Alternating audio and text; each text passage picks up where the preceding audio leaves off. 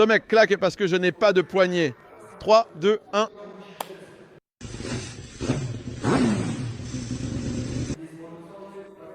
Salut, c'est moi Andrzej. 3 jours au salon. Avant ça, 3 jours de test. Et regardez à quoi je ressemble. Plutôt frais, car c'était vraiment un super événement avec plein de gens sympas. J'ai la 19e, j'ai aussi la 10e. Tu ressembles à une 19e. 4-18 et c'est tout.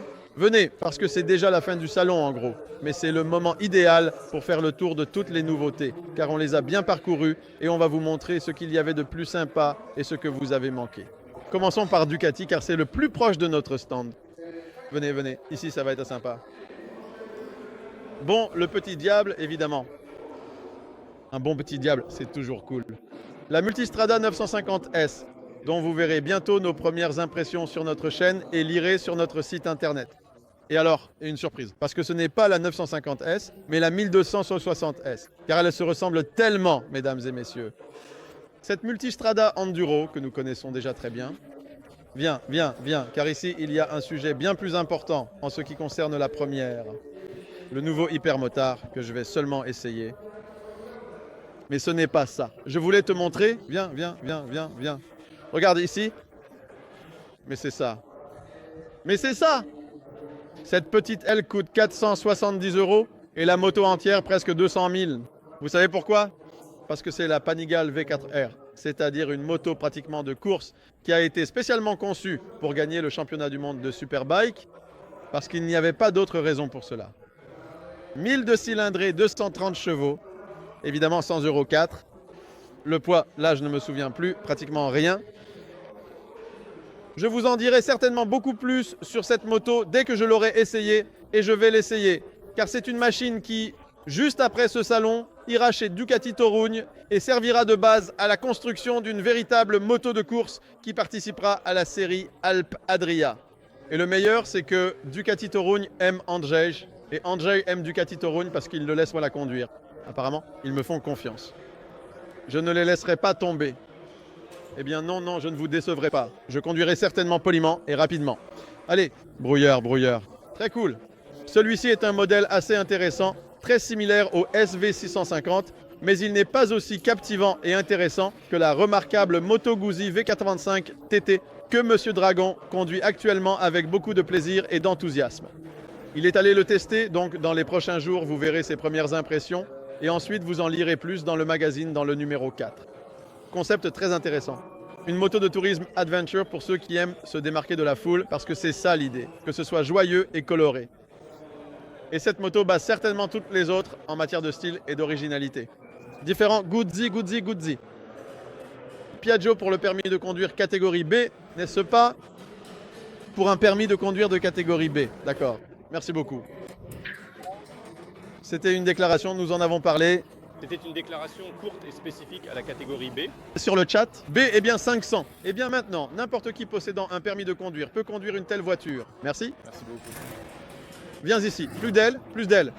Cette Aprilia Shiver est sympa, toujours cool, une moto vraiment sous-estimée. Et à mon avis, même si elle n'est plus toute récente, c'est vraiment une super machine, car je l'ai conduite de nombreuses fois. Allons-y, allons-y. Bonjour, bonjour.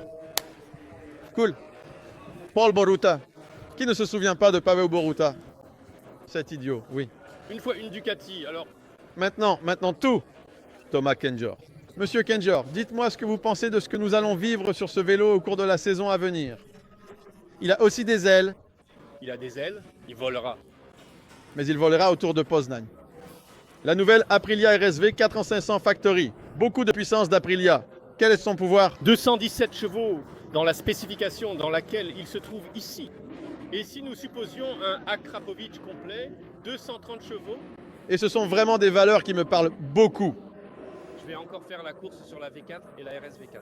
Oui, on l'emmène. Le premier printemps arrive sur le circuit et tout de suite on l'emmène et on utilise tous les pneus disponibles en stock. On va tout user. On va tout user. Le plus important, c'est qu'on n'usera pas les carénages. Parce que tous les systèmes électroniques, comme sur la Ducati, sur l'Aprilia aussi, sont au top. Donc on met plein gaz jusqu'au bout et on sort des virages en glisse sans aucun stress, n'est-ce pas? Oui. Fin avril, 2 jours sur le circuit de Poznań. Liberty Motors organise un événement pour Oui, vos clients. oui. sur ces motos, nous nous retrouverons certainement sur le circuit de Poznań fin avril. Oui, à plus tard. Je ne lâcherai certainement pas prise. Allez. Avrilki, le seul qui gagne toujours, généralement dans tous les tests comparatifs auxquels il participe. Passons à autre chose. Oh, il y aura aussi une très belle moto ici. On continue à filmer ça? Tout le temps, nous tournons un plan magistral. Eh bien, ceci et cela, c'est de cela qu'il s'agit. C'est génial. Vous savez, c'est un triomphe. Un triomphe parce que je dis toujours que je vise à être une marque premium maintenant, c'est-à-dire au même niveau que BMW et Ducati. Et ils sont sur la très bonne voie pour y parvenir. Vous savez pourquoi?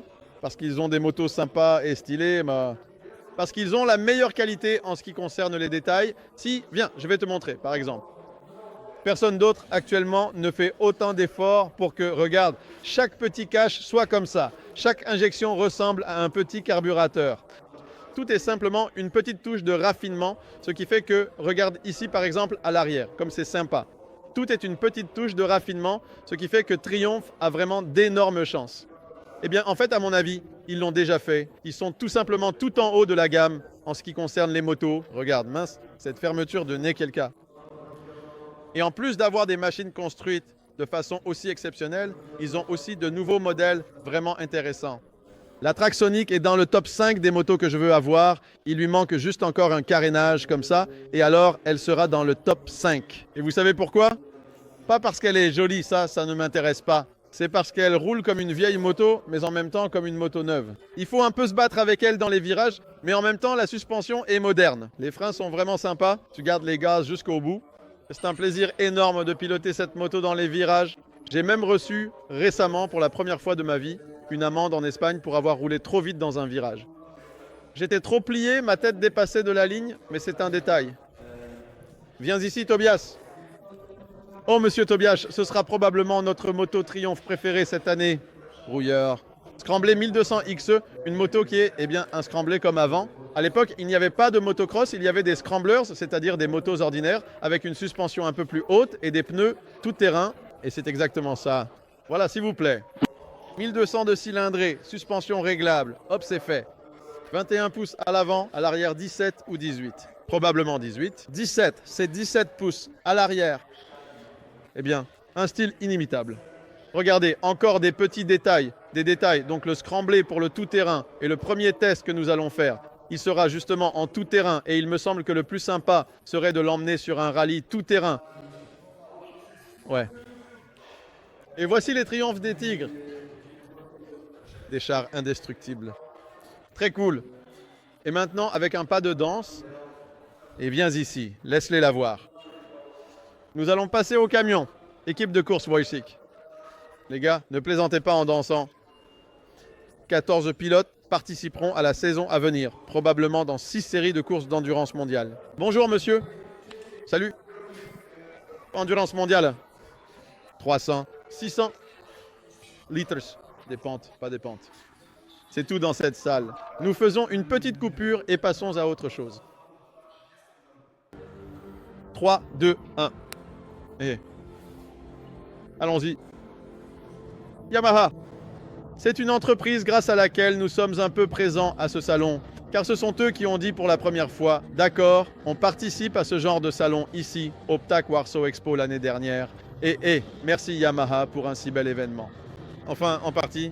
Salut. Salut. Ici sur le stand, ce n'est pas seulement la nouvelle R125 qui suscite un intérêt absolu, celle sur laquelle j'ai déjà roulé, que j'ai testé, dont vous avez pu lire un article dans notre magazine et que vous pourrez bientôt découvrir sur Internet, mais aussi la R3 avec laquelle je vais faire du time attack cette année et battre mes propres records sur les circuits polonais de 300, les petits et peut-être même les grands.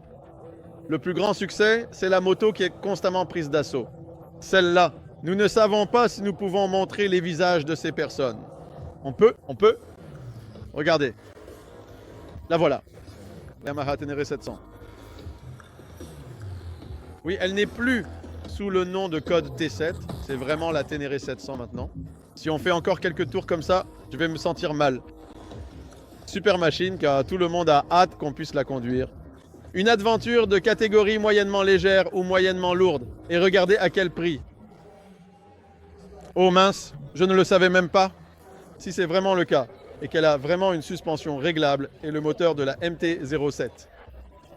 Et ça peut vraiment être super. Et il a même un petit écran ici.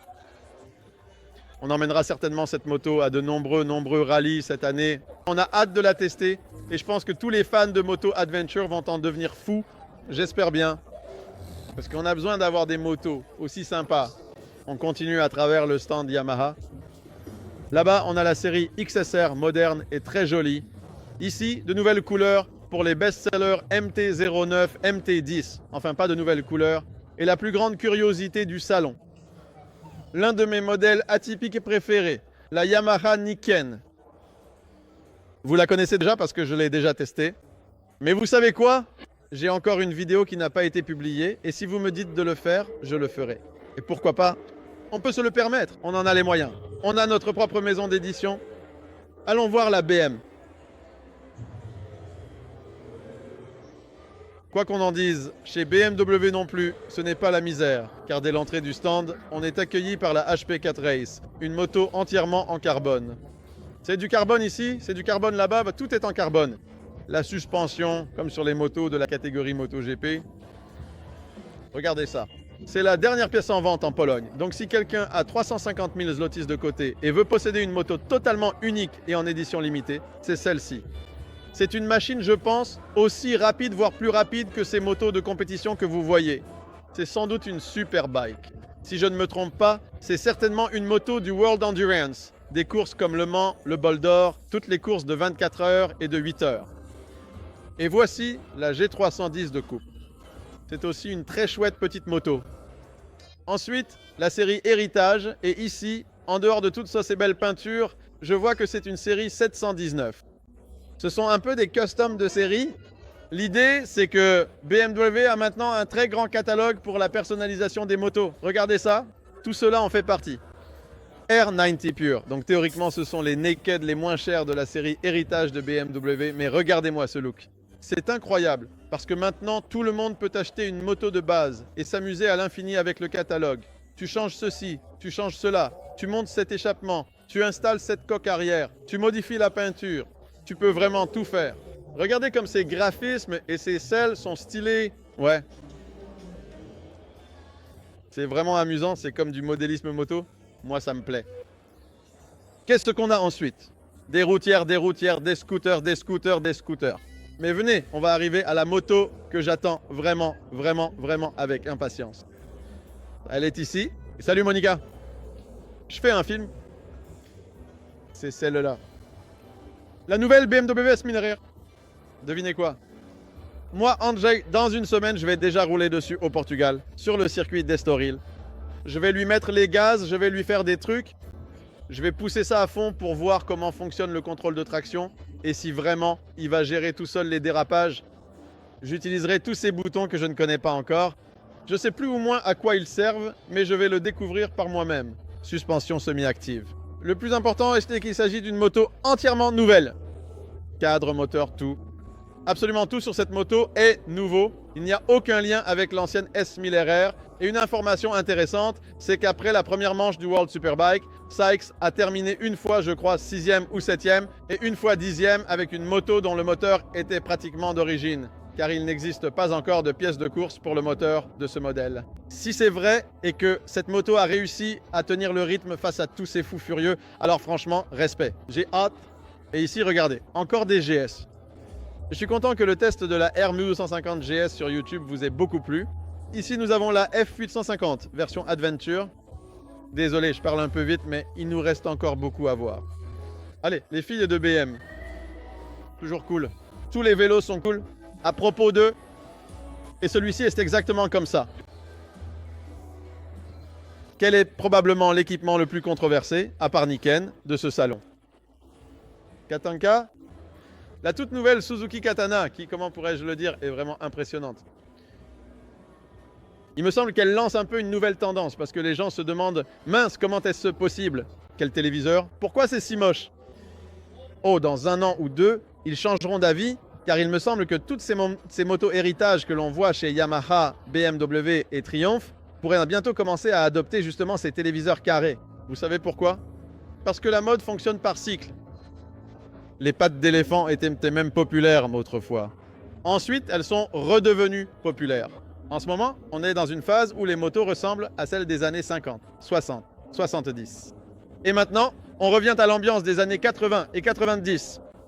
Il n'y aura pas seulement des couleurs criardes, des phares carrés, peut-être deux ronds, peut-être des tuyaux d'aspirateur comme les prises d'air d'autrefois. C'est vraiment génial. Cette moto est en réalité une GS XS 1000, mais améliorée. Donc si Suzuki a amélioré la GS XS 1000 en termes de conduite, cela promet d'être vraiment un engin exceptionnel et surtout très reconnaissable et atypique.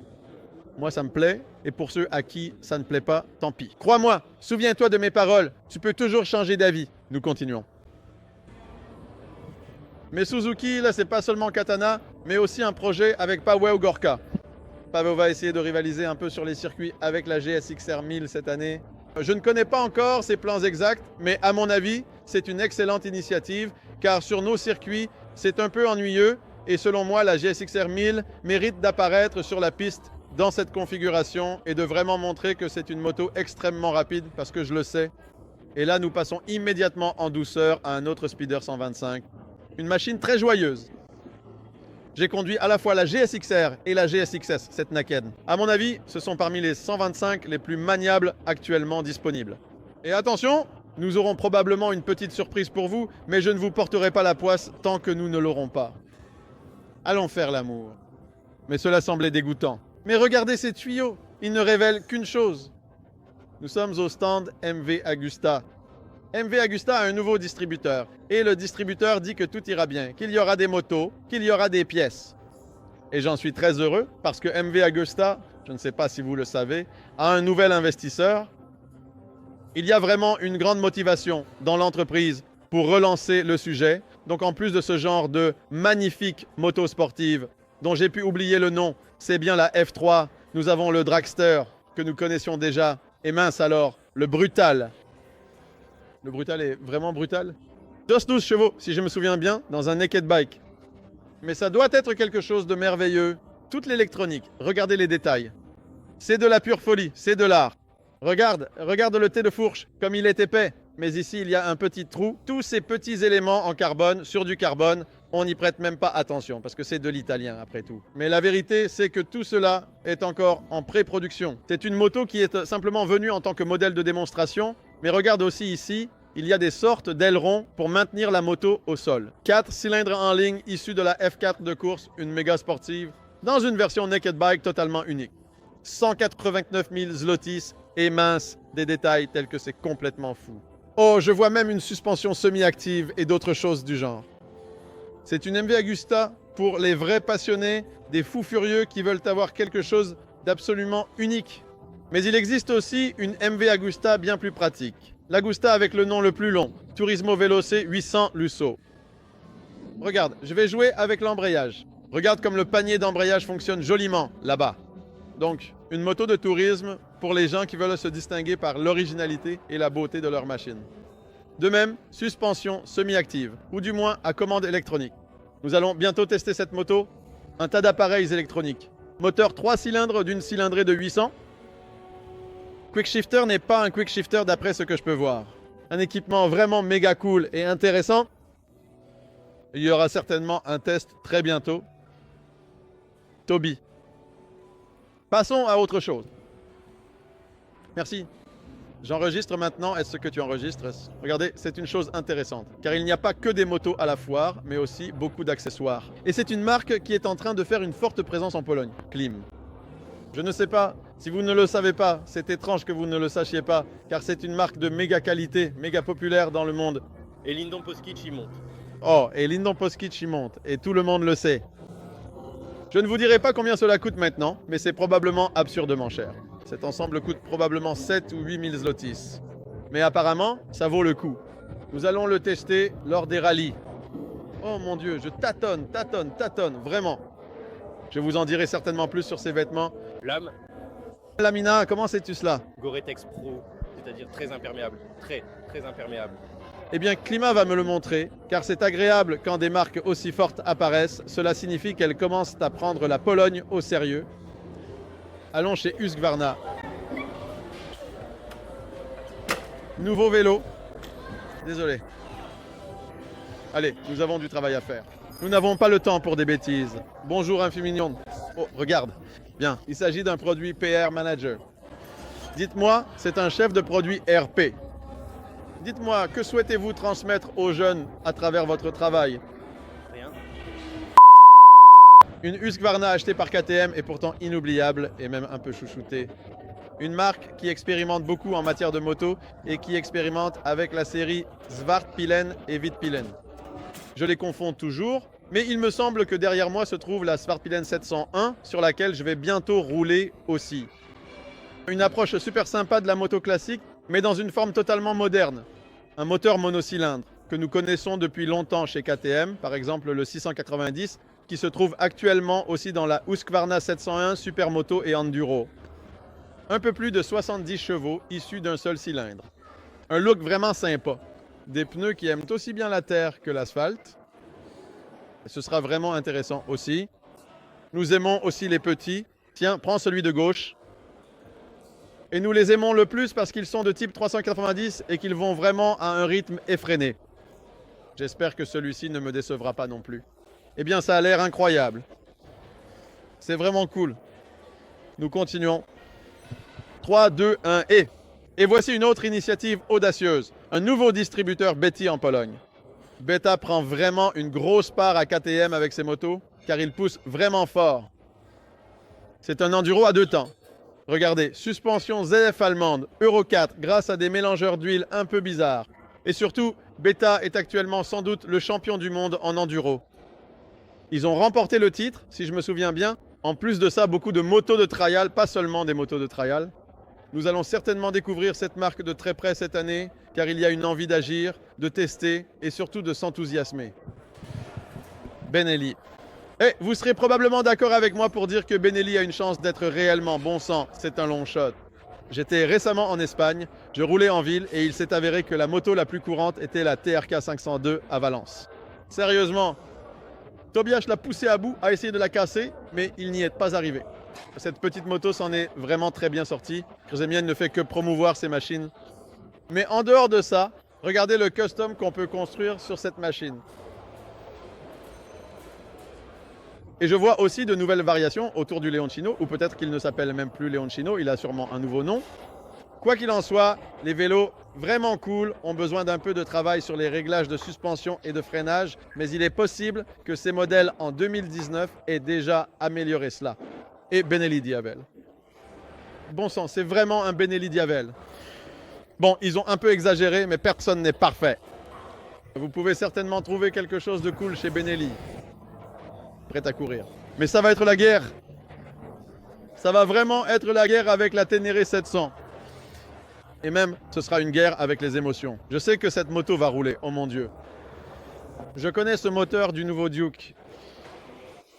Je connais le potentiel de KTM en ce qui concerne la fabrication de motos qui procure beaucoup de plaisir.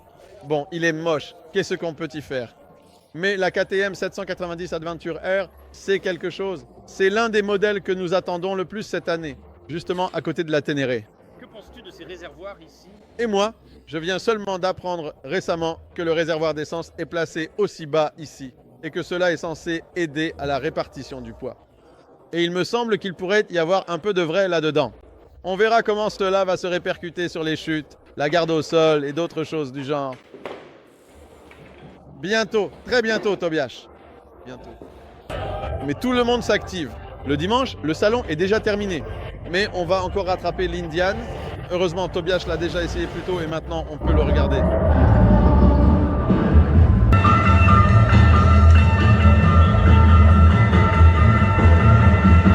Regardez. Ah, te voilà. Pour la prochaine moto que je vais bientôt enfourcher, car j'ai déjà reçu une invitation. Mais attends, faut que la musique ne soit pas trop forte ici. Oh, merci beaucoup. FTR 1200. C'est sympa quand une marque qui est associée uniquement, par exemple, au cruiser, fabrique un engin pareil, qui est une moto de route, mais inspirée du flat track américain, c'est-à-dire la conduite en glisse permanente. Quand il y aura un test, il se fera aux États-Unis et il me semble que nous pourrons alors goûter au vrai flat track.